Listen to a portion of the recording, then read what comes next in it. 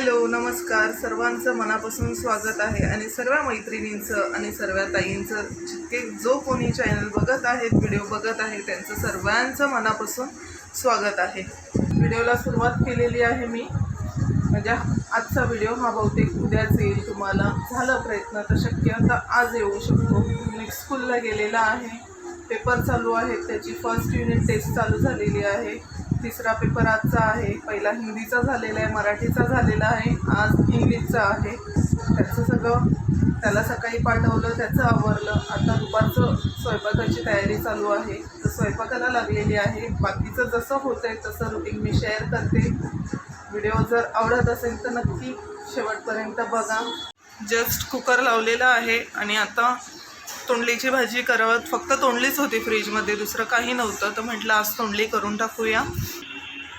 तोंडली कापून घेतली, मग किचनमध्ये आली। कुकर तर झालेलाच होता, आता इथे मला करायचं होतं कालवण। रोज डाळ भात वगैरे रोजचा प्रश्न पडतो की आज काय करायचं, पातळ काही नाही काहीतरी कालवण लागतं किंवा डाळ वगैरे काय।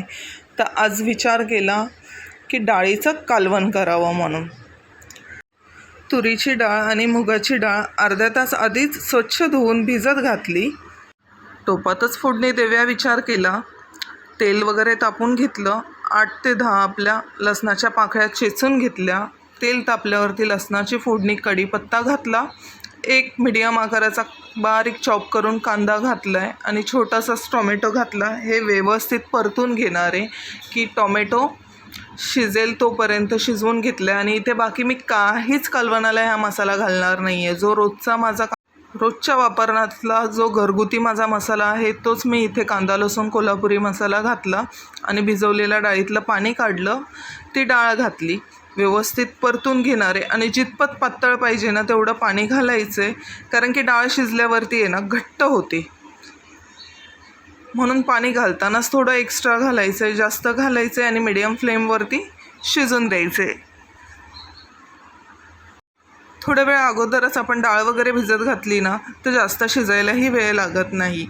पाणी वगैरे घातल्यानंतर चवीपुरतं मीठ घालायचं। मग मी त्या दुसऱ्या गॅसवरती शिफ्ट केलं, तिथे मीडियम फ्लेमवरती शिजेल तोपर्यंत इथे मी तोंडलीची भाजीसुद्धा करून घेतलेली आहे।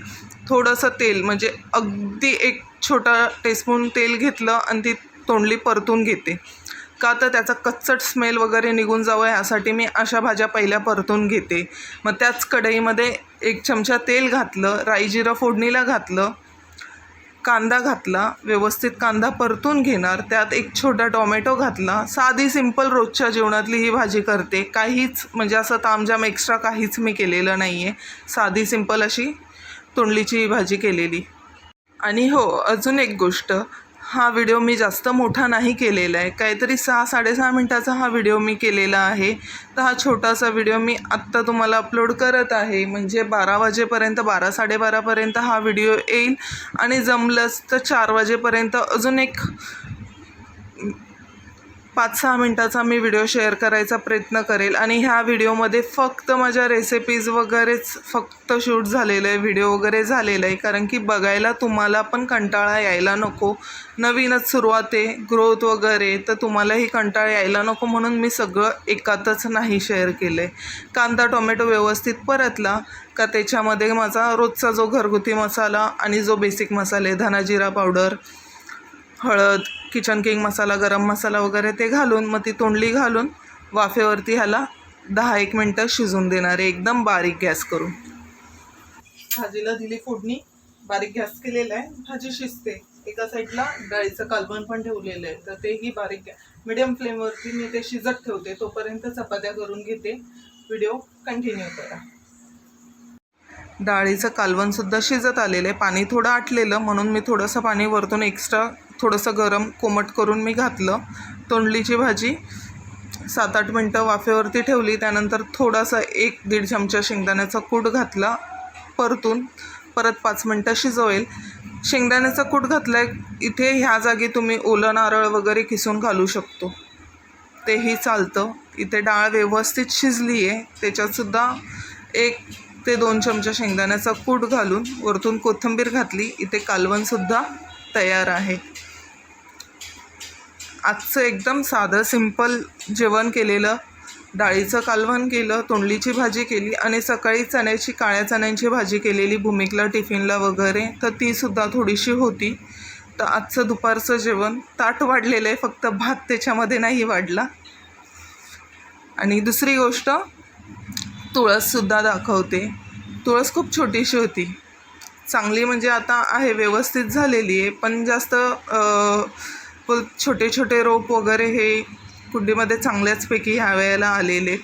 नाही तर हे जास्त माझ्याकडे रोप वगैरे ना राहत नाही. म्हणजे आपण जरी बिया घातले आणि छोट्या छोट्या तुळशी आल्या ना, तर माझ्याकडे चिमण्या वगैरे हे येऊनच देत नाही. येतात तसेच ते खातात. पण ह्या वेळेला काय माहिती व्यवस्थित राहिलेत. आईनेसुद्धा गावावरून मला मंजुळा दिले होते, ते घातले होते, तर खूप सुंदर वगैरे छोटी तुळस वगैरे आलेली. आणि जशी तुळस वाढली तसे त्याच्या मंजुळा काढून मी कुंडीमध्ये टाकते, मग त्यामुळे ती तुळस पण व्यवस्थित टिकते. चला मग इथेच आता मी ब्लॉगचा एंड करते. भेटूया लवकरच एक नवीन व्हिडिओमध्ये. सर्वांना श्री स्वामी समर्थ. व्हिडिओ आवडला असेल तर आवर्जून कमेंट करा.